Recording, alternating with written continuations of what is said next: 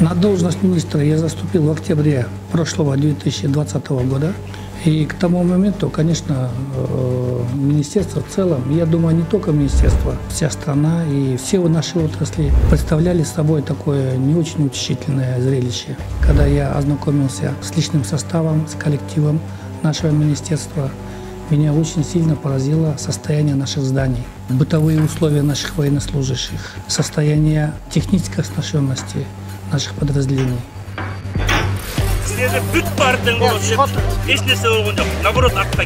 Для меня очень большое беспокойство доставляло морально-психологический климат коллектива. Были недовольства сотрудников МЧС условиями работы, условиями заработной платы и в целом несправедливым отношением к ним. Наши хозрасчетные организации на тот момент фактически не то что были убыточными, а превратились в полных банкротов. Некоторые хозрасчетные организации вообще исчезли. На момент моего прихода задолженность Северного центра составляла 88 миллионов сомов. Это неподъемная сумма. Это задолженность Северного центра перед другими поставщиками и подрядчиками, которые работали с субподрядными организациями Северного центра. Большие проблемы были у нас у швейного цеха. В швейном цехе оставалось всего 3 работника. Это фактически пенсионеры, которым некуда было идти. Южный центр – это тоже огромная, очень в свое время самодостаточная, сильная организация была и в финансовом, и техническом плане. На момент моего прихода вся территория Южного центра обросло травой. Административное здание находилось в ужасном состоянии. В Южном центре, как вы знаете, оно расположено в селе Нариман, и это самая большая по емкости нефтебаза, которая есть вообще в Кыргызской республике. Там практически при заливке ГСМ могло пропасть по 10 тонн ГСМ из-за утечек почв.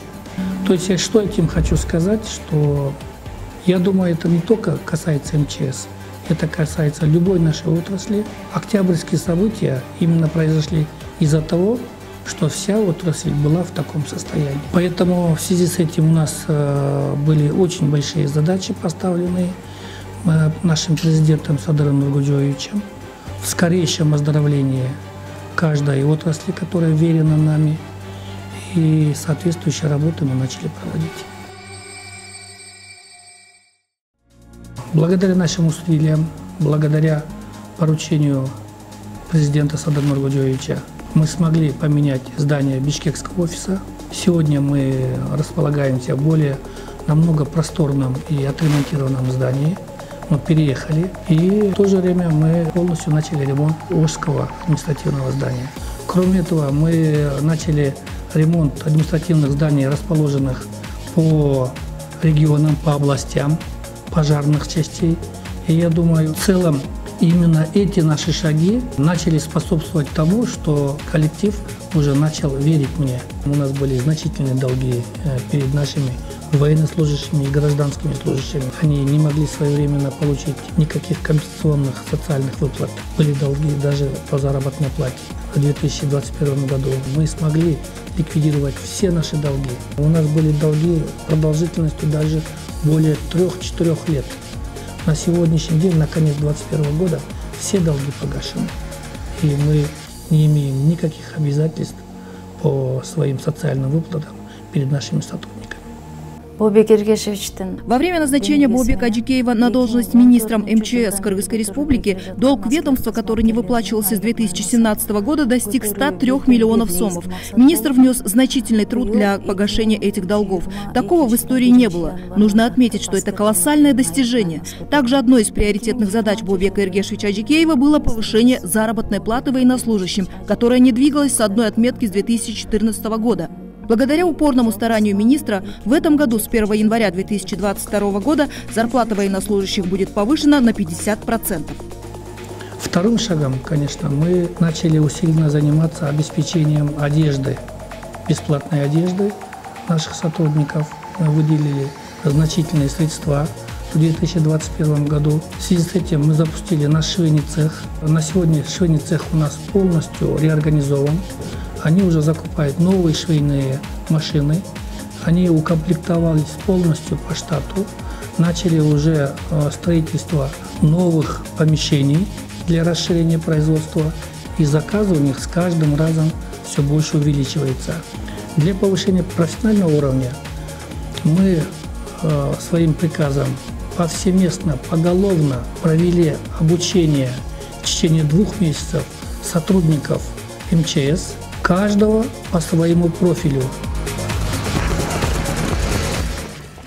По второй части мы начали закупку техник. Как вы знаете, мы летом закупили очень большую партию строительной техники, которая на сегодняшний день успешно работает во благо государства. Мы сейчас провели тендер и уже начались поставки пожарной техники. До конца декабря мы уже получим частично новую пожарную технику, и к концу февраля получим всю партию пожарной техники. Кроме этого, мы начали обеспечение наших пожарных не только техникой, мы провели обучение им.